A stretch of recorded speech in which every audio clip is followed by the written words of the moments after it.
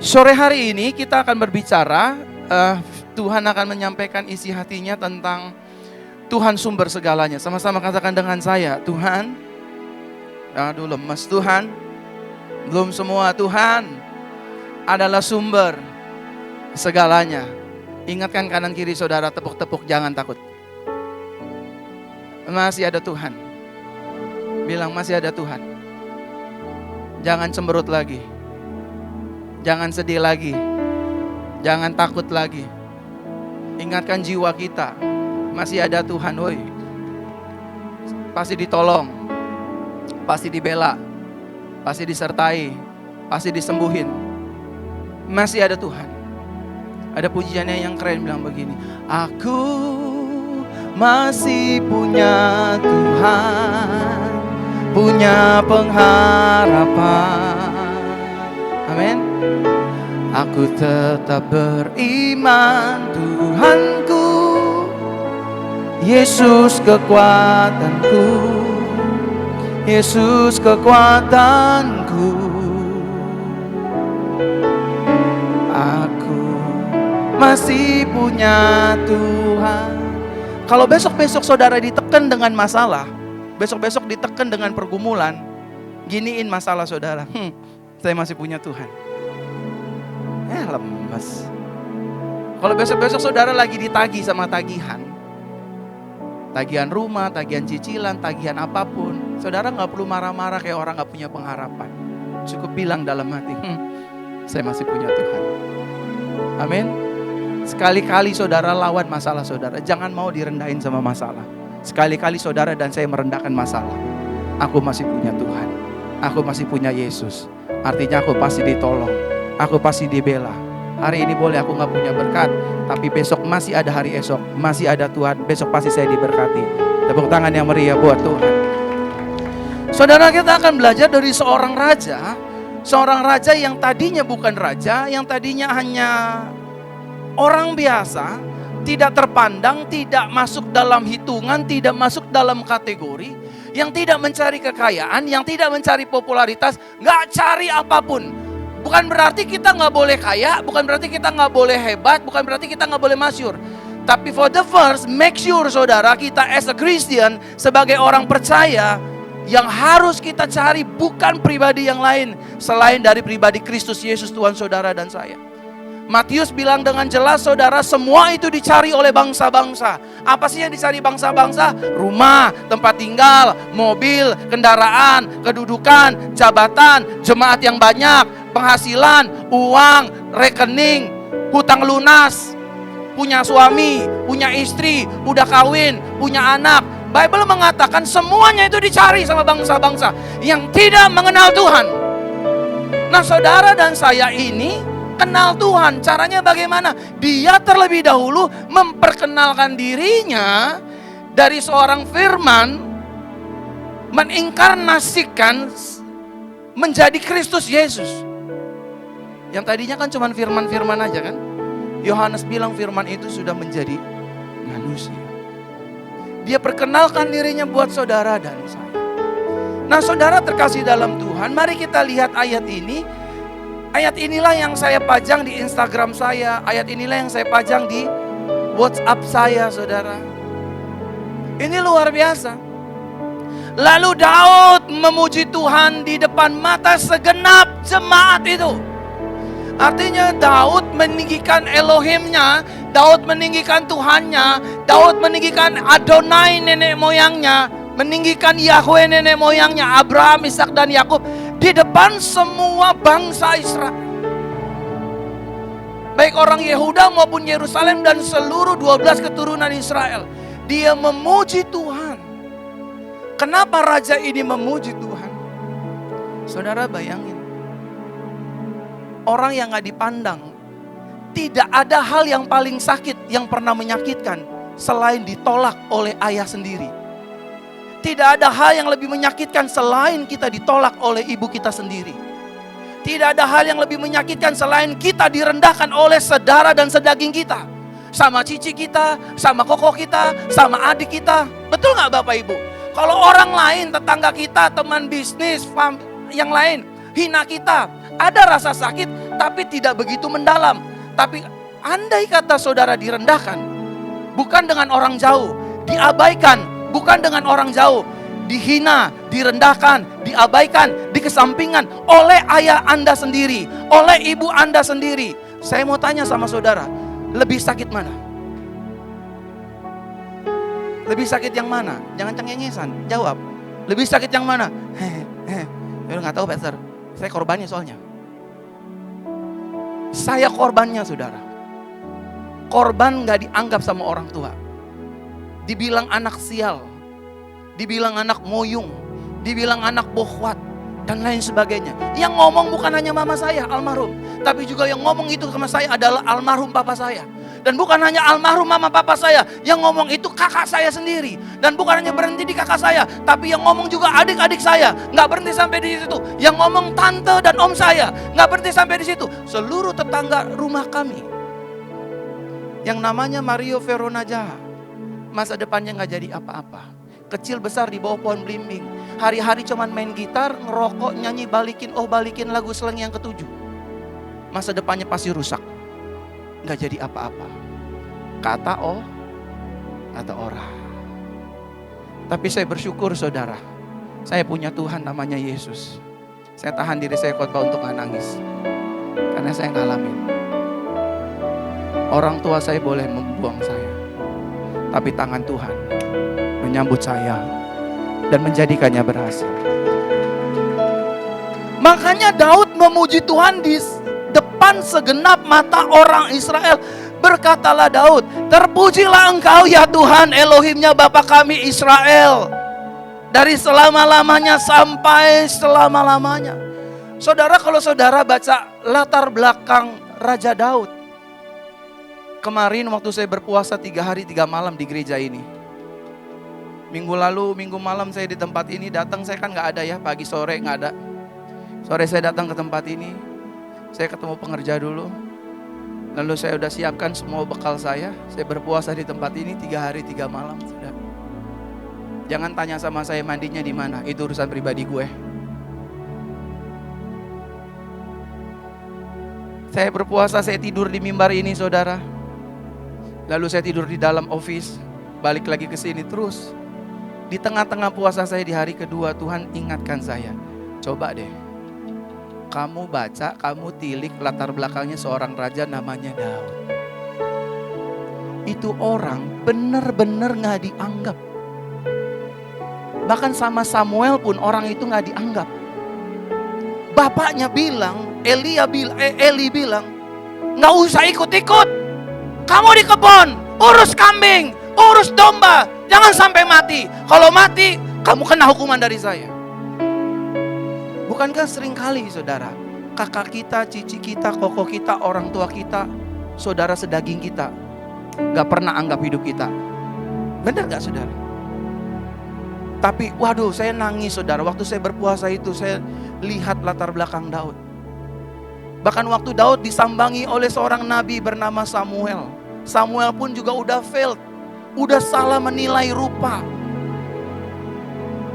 Waktu mereka berpapasan, mereka berbicara saudara.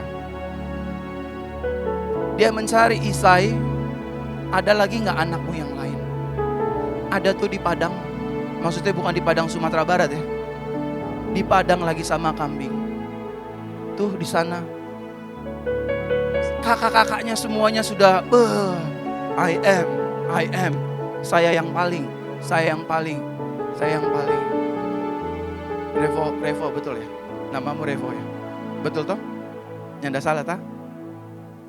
Revo jangan takut. Tuhan tuh ya, kalau cuman begini, moga yang miskin jadi kaya, yang gak ada jadi ada, yang gak bisa jadi bisa. Gampang.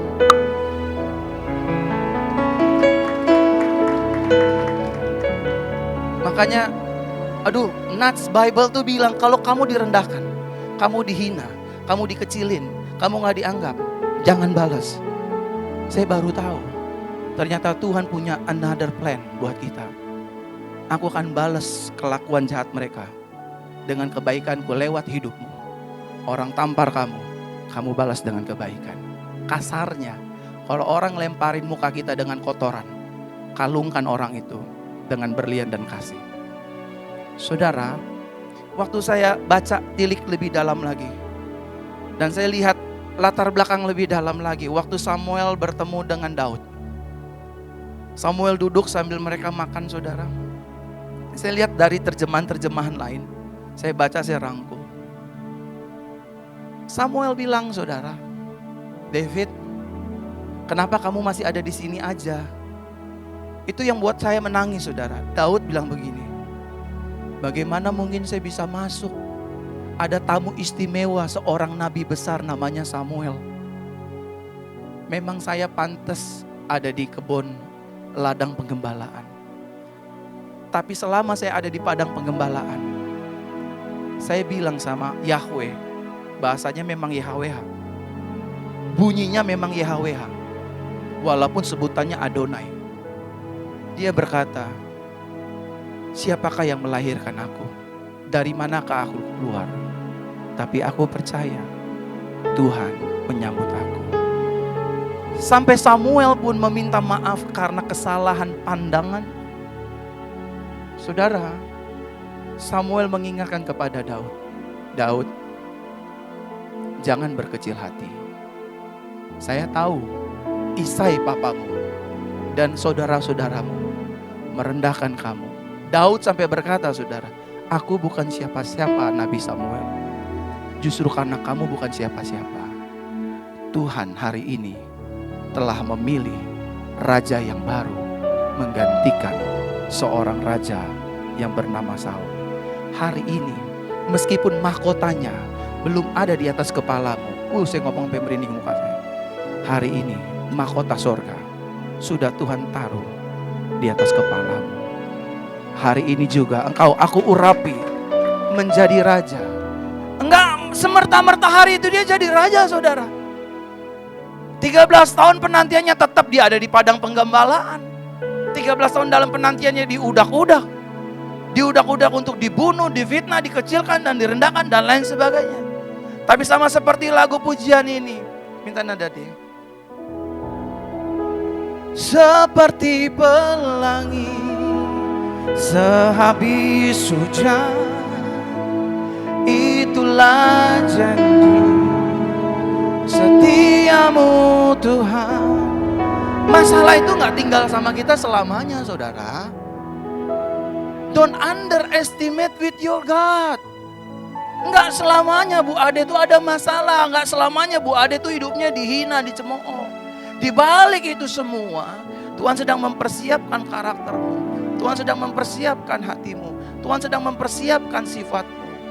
Agar ketika esok Tuhan mengubah hidupmu, bukan pembalasan yang kau berikan, tetapi pengampunan dan kasih Kristus. Walaupun sakit dan terlihat bodoh, itulah perbedaan kita dengan orang yang hidup di luar Yesus. Orang membalas yang jahat dengan yang jahat, tapi kamu dan aku membalas kejahatan dengan pengampunan Kristus. Dan saudara lihat baik-baik, dari selama-lamanya sampai selama-lamanya.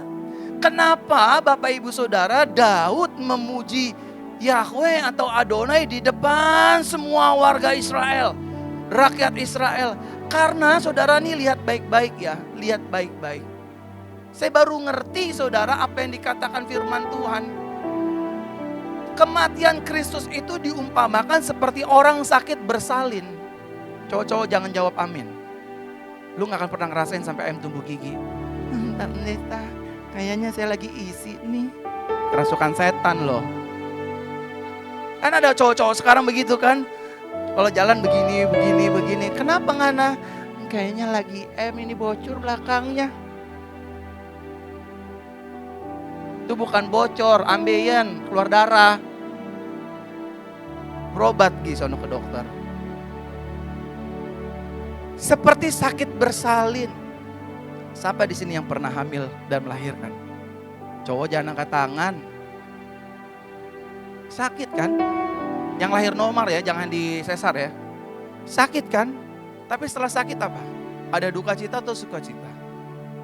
Sukacita. Saya baca ini saudara, aduh. Makanya Tuhan sumber segalanya. Apa buktinya? Kita buktikan ya. Ayat 10. ayat 11. Aduh Tuhan Yesus. Thank you Jesus. Ya Tuhan, punya mula kebesaran. Sama-sama katakan dengan saya, kebesaran itu punya Tuhan.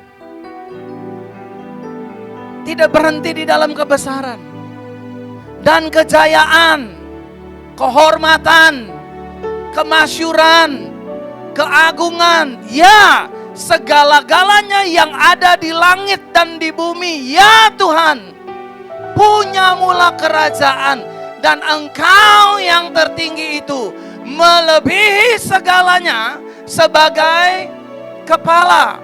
Ayat 12 yang terakhir. Sebab kekayaan dan kemuliaan berasal dari mana Bapak Ibu?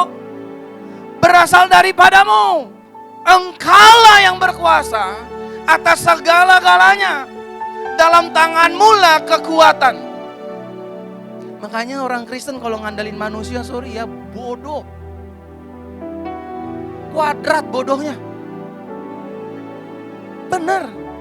Tenang Pak, saya punya kenalan Pak Jenderal bintang 1, 2, 3, 4, 5, 6, 7, 8, 9, 10, 11. Bukannya kita gak ngormatin loh. Bukannya kita gak respect loh. Tapi lihatlah ayat ini saudara.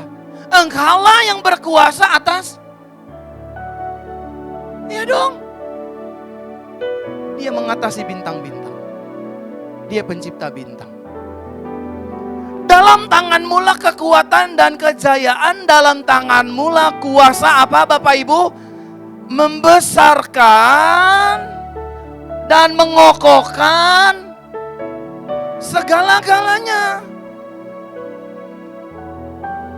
Makanya saya bingung kalau ada orang Kristen, anak Tuhan nih, orang percaya kalau kerja, jilat pimpinan, injak yang di bawah, tarik yang di atas, sikut yang di kanan, sikut yang di kiri, hanya untuk naik gaji, hanya untuk naik posisi, hanya untuk dagangannya untung.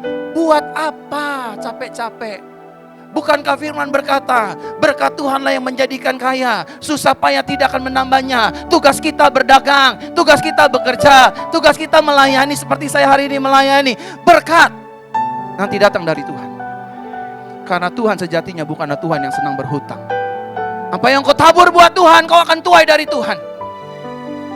Kalau kau sungguh-sungguh sama Tuhan, gak usah tanya, Tuhan.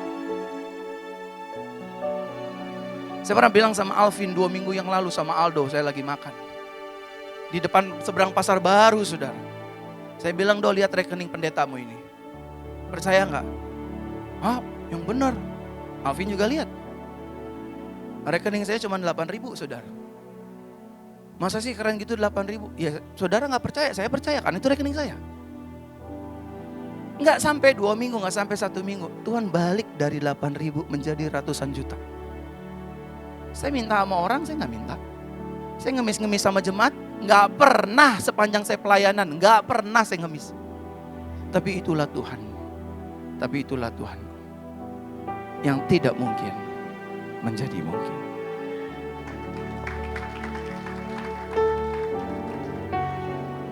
Dan maaf ya, saudara dan saya, jemaat dan pendeta gak ada bedanya. Cuman beda fungsi dan tugas. Siapa yang melakukan firman, dia diberkati. Siapa yang tunduk takut akan Tuhan, dia diberkati. Dia bukan hanya mendengar mujizat masih ada, tapi dia juga akan menikmati dan mengalami mujizat itu. Saudara terkasih dalam Tuhan. Lihatlah Daud berkata, dia paparkan semua satu persatu. Bagaimana dia yang bukan siapa-siapa menjadi sesuatu. Bahkan menjadi catatan sejarah hingga hari ini. Bulan Oktober nanti saya akan pulang kampung ke Israel. Tuhan udah kasih undangannya sama saya. Saya minta Tuhan, biar saya tetap dibukakan sampai bulan Oktober. Yang perang biarlah perang. Ya kan masih perang kan? Tapi saya mau pulang kampung. Sudah 5 tahun nyanda pulang kampung ke tanah perjanjian. Terakhir 2018. Sekarang saya mau pulang kampung. Undang saya Tuhan. Setiap saya ada di King David, di daerah tempat Raja Daud hidup, itu saudara air mata saya bercucuran. Karena punya kemiripan, saudara. Kemiripannya di mana? Sama-sama ditolak oleh orang tua. Sama-sama diabaikan oleh orang tua. Saya foto di King David. Di King David Tomb, saudara. Itu persis di samping kuburannya, di samping statunya dia tuh, patungnya dia. Saya bilang, Tuhan, pakailah aku seperti Tuhan pakai dia. Yang edik sama Tuhan. Nanti bulan Oktober ketika saya berangkat ke Tanah Perjanjian, saya mau mendoakan saudara semua. Lebih dalam lagi. Nanti saudara tinggal tulis pokok doanya. Saya akan bawa ke Tanah Perjanjian. Saya akan serahkan langsung. Tuhan, ini doa umat-Mu. Minimal kalau saudara gak ketinggal di sono, form doa saudara ketinggalan di Tanah Perjanjian. Begitu malaikat lihat, kok ada Elta? Orangnya gak ada, doanya ada di sini. Tahun depan bawa dia kemari. Tuh, mau diajak ke Israel, maunya ke Depok sih. Saudara, Tuhan itu pemilik segalanya. Nah, saya masuk 3 poin penting dalam khotbah ini. Jika Tuhan adalah sumber segalanya, maka apa yang harus kita perbuat? Jika kita tahu Tuhan adalah sumber kesembuhan, sumber kekuatan, sumber kekayaan, sumber promosi, sumber segala-galanya. Lalu apa sebagai orang percaya yang harus kita lakukan? Yang pertama, saudara dan saya harus tetap percaya dan berharap kepadanya. Sama-sama katakan dengan saya, meskipun saya belum melihat jalan keluar. Jangan lemes ngomongnya, meskipun saya belum melihat jalan keluar. Saya harus tetap percaya. Saya harus tetap berharap samanya.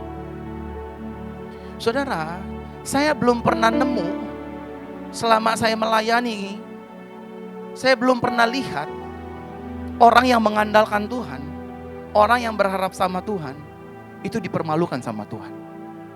Saya gak pernah. Ya tapi Pak, saya udah doa lama Pak, 5 tahun, 6 tahun. Saudara, saya kontrak rumah, saya ini kontraktor. Selain pendeta saya kontraktor, alias tukang kontrak rumah. Saya gak malu. Saya tahu ada apa di balik itu. Tuhan ingin membentuk hati saya. Tuhan ingin merapikan saya dan istri, karakter dan sifat. Ketika besok saya udah gak ngontrak, saya punya rumah sendiri, rumah yang diberkati Tuhan, saya jalannya gak ngambang, saudara. Pastor Verona siapa ya? Saya gak kenal, najis. Padahal tinggalnya belum di Pondok Indah tuh, belum di Menteng, belum di Kartanegara, belum. Ada banyak orang ingin minta cepat-cepat kaya, cepat-cepat sukses, cepat-cepat berhasil, tanpa mempersiapkan hati, sifat, dan karakternya.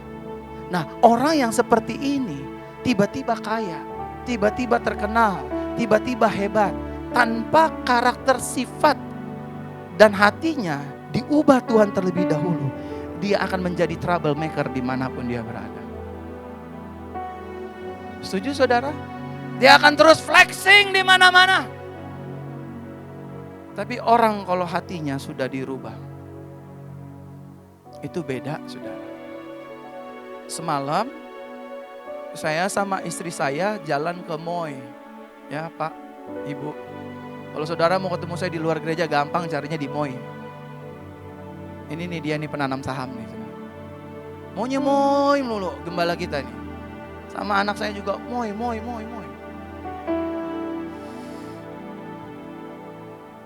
Saya sih udah sadar ini udah lama, saudara. Tapi waktu saya jalan, tiba-tiba waktu saya jalan, saya bilang saya habis makan, saya mau jalan-jalan kelilingnya supaya perutnya gak gendut, gak buncit. Ambil 2.000, 4.000 langkah gitu kan. Jadi dari lantai 1 sampai lantai 4 saya puterin, saudara, sambil doa, Tuhan jangan rubuh Moy ya. Takutnya kayak tembok Yeriko kan, puterin sekali, 2 kali, 4 kali, 5 kali, rubuh Moy, buah. Kan gak lucu kan, puter-puter supaya gak buncit gitu, biar tetap keren, cakep gitu kan. Walaupun udah bapak-bapak tapi kayak anak muda gitu. Nah saudara, singkat cerita, saya ketemu salah satu presenter sepak bola ternama. Dia kenal saya kenal dia, saudara. Akhirnya langsung tiba, kalau ketemu orang kan pasti saya tegur kan Bu. Ibu dulu atau saya dulu yang tegur? Pasti saya dulu. Bang, saya tegur, wih pastor. Akhirnya kita rame berdua.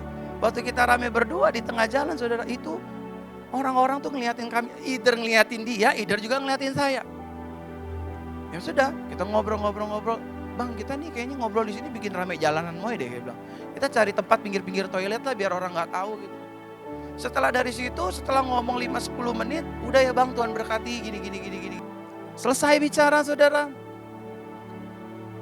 Lalu selang berapa menit, udah oke bang ya nanti WA-WA-an ya, oke tos. Tadi sempat saya mau take picture bareng gitu kan, tapi nanti kalau take picture bareng di tempat umum, pasti jadi trigger gitu kan, orang akan lihat, akan kenal, rame lah. Udah saya jalan, nggak taunya saya ketemu pendeta lagi, saudara. Teman kami, teman lama. Cuma itu waktu kita tegur, saya bilang, wih kok apa kabar, gini. Nah dia datang dengan timnya, rombongan. Nah tim rombongannya ini ternyata kenal saya juga. Bukan kenal, tahu aja. Oh itu kan Pastor Verono gini. Jadi rame. Di situ saya tiba-tiba ingat, saudara, diingatkan Tuhan.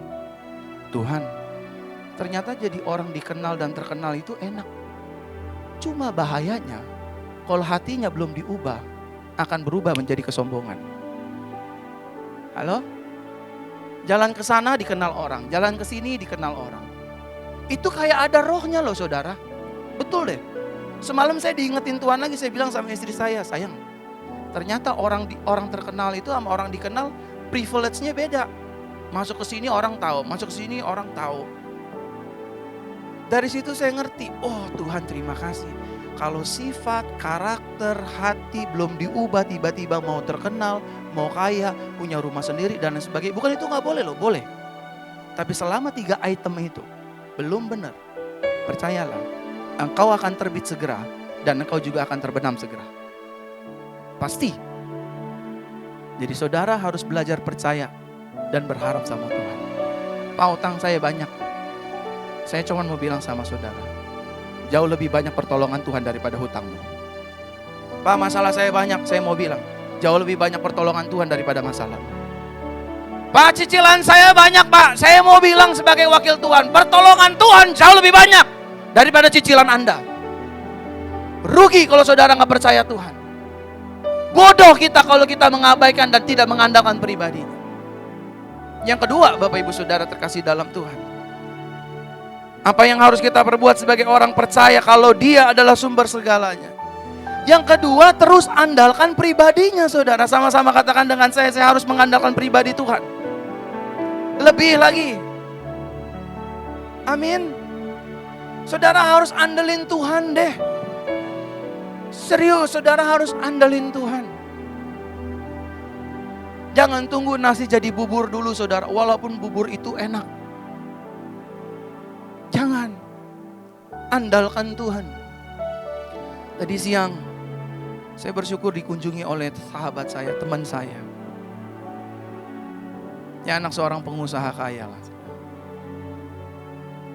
Dia bilang, bro, karena usianya sama-sama 40 kan. Bro, gue punya komunitas orang kaya semua. Kalau saya sebutin gak enak, ini lagi live. Itu yang punya ini, yang punya ini, yang punya ini, yang punya ini, yang punya ini. Dia punya semuanya. Tapi sakitnya anxiety. Gak bisa tidur. Tiap hari gak bisa tidur. Bahkan yang tadi dia saksikan.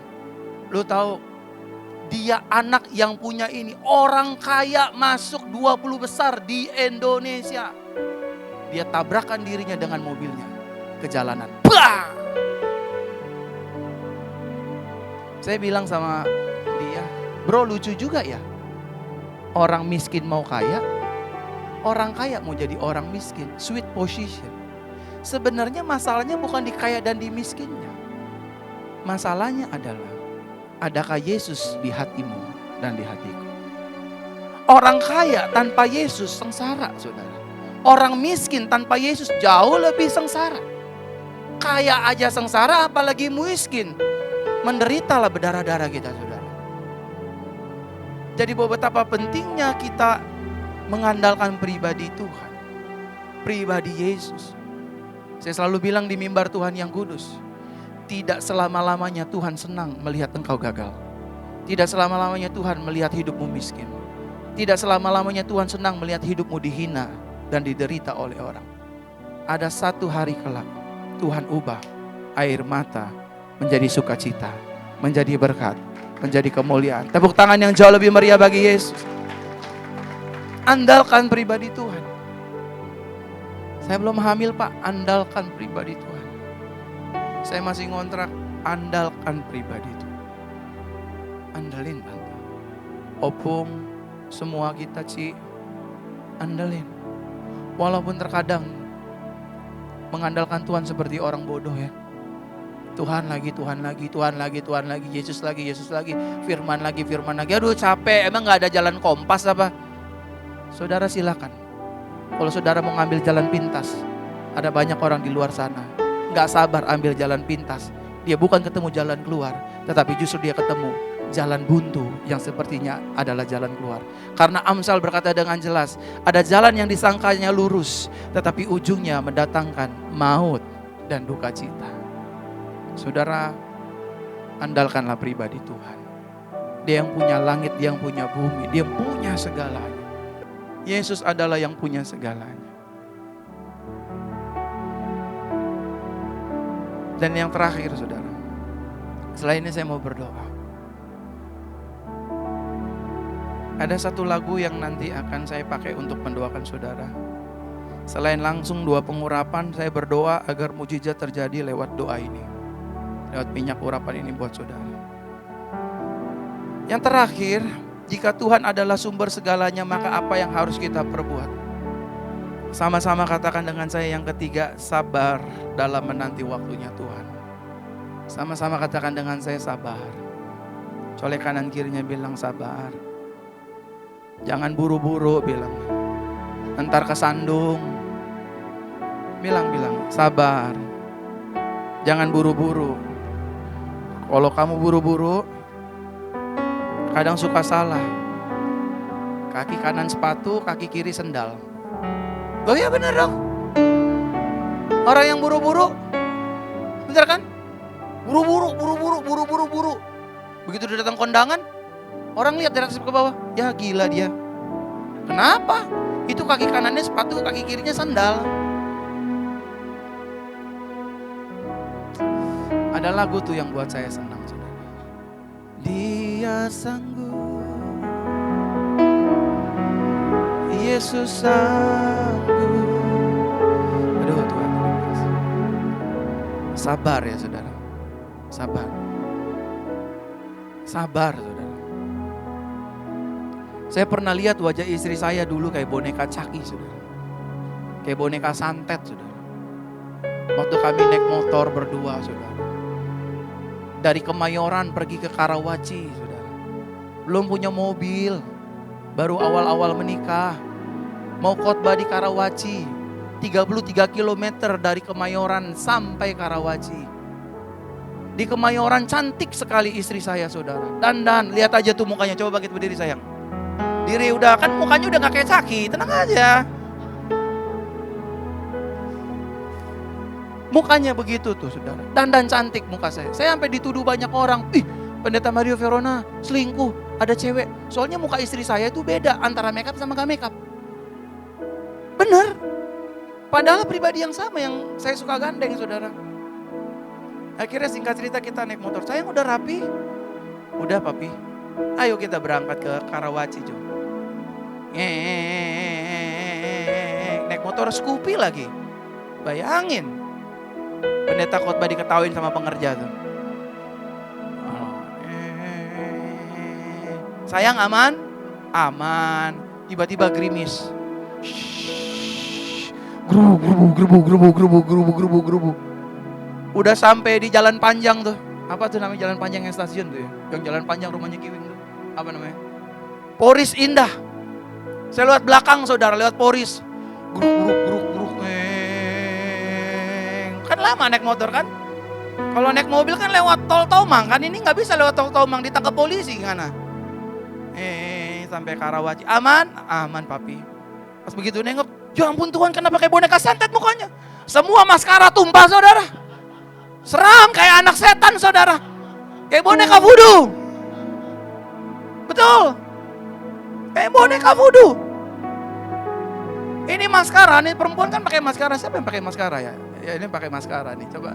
Opung pakai maskara. Tuh kalau kena hujan bleber. Opung langsung, oh enggak siapa, enak aja. Nanti saya dibilang anak setan lagi. Itu saya bilang Tuhan Yesus. Bagaimana kita mau khotbah nih? Tuh pendeta, bau setan dari mana? Habis saudara sini. Habis. Kayak film Susana Malam Satu Suro saudara. Yang baru bangkit dari kubur tuh. Yang ingin balas dendam anaknya mati disekap di telepon umum. Hitam saudara ini. Boleh juga nih tinggal ngambang ini kan.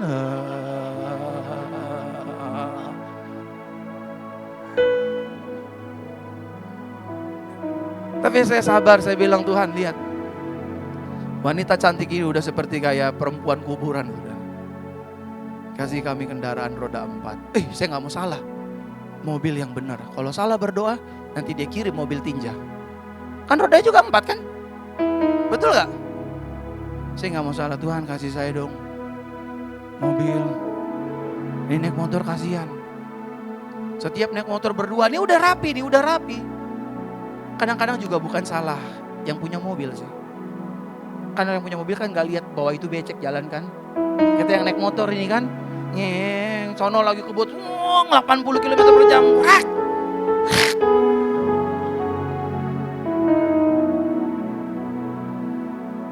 Basah. Pernah satu kali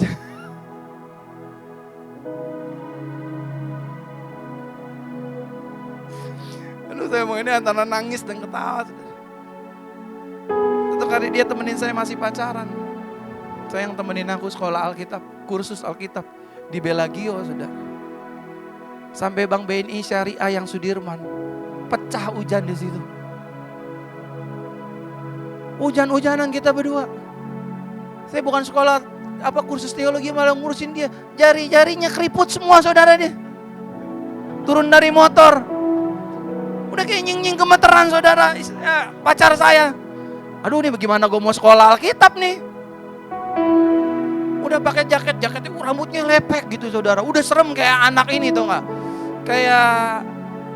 Kayak ini nih, kayak konser Hammersonic sekarang nih. Rambutnya gitu. Bener kayak anak buah Dracula saudara, lepek rambutnya. Saya bilang maaf ya sayang, sabar ya sayang, sabar. Gak selama-lamanya kita begini. Tuhan ganti tuh indah pada waktunya Tuhan. Percaya, saudara yang kerja. Pastor Willy. Kerja dari apa Pastor Willy? Dari bawah ya. Sampai sekarang, aduh banyak tuh. Kalau mau cerita Pastor Willy banyak gudang cerita. Luar biasa. Sabar saudara. Sama-sama katakan dengan saya. Sabar. Solek kanan kirinya sabar. Ingetin sabar. Sabar. Pasti sehat. Pasti sembuh. Jangan jual murah. Belum punya pasangan anak-anak muda, ciwi-ciwi. Ini kan kayak ciwi-ciwi semua nih. Kayaknya masih fresh graduate nih ya. Sabar. Oke? Pasti Tuhan kasih laki-laki yang takut akan Tuhan. Bukan om-om yang berkumis. Sabar. Sabar ya. Fajar. Sabar. Sabar ya. Babon ada kata-kata gak enak, sabar. Pastor Michelle sabar. Siapa tahu lagi pimpin pujian penyembahan ada laki-laki yang takut akan Tuhan yang tampan kesetrum Roh Kudus. Ini WL benar-benar datang dari Tuhan. Istriku. Sabar Pastor Michelle. Saudara yang ingin punya anak sabar. Tuhan pemilik segalanya. Saudara yang sedang sakit sabar. Pasti sembuh. Gereja ini harus sabar, setia, 5 orang terus kita gembalain, 10 orang, 20 orang, 30 orang.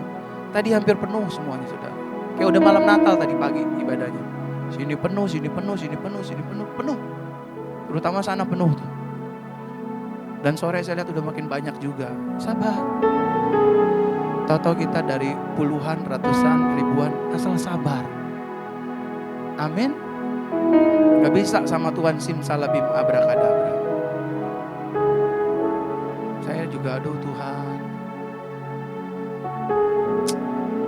Lagi tidur sama istri, ada kecoa masuk. Yang paling parah, saya takut kecoa, dia takut kecoa. Akhirnya kita berdua jorok-jorokan, lu aja. Akhirnya saya jorokin, saya kunciin. Saya bilang, ya Tuhan apa yang saya lakukan? Istriku di dalam. Biar aja dah. Jadi tumbal lah. Sabar. Waktu awal nikah kita ngontrak di kos-kosan, ngontrak lagi. Sabar. Nggak usah malu. Betul nggak sayang? Mukanya udah kenceng. Gua melulu lo jadi bahan khotbah ya. Sama-sama katakan dengan saya harus sabar.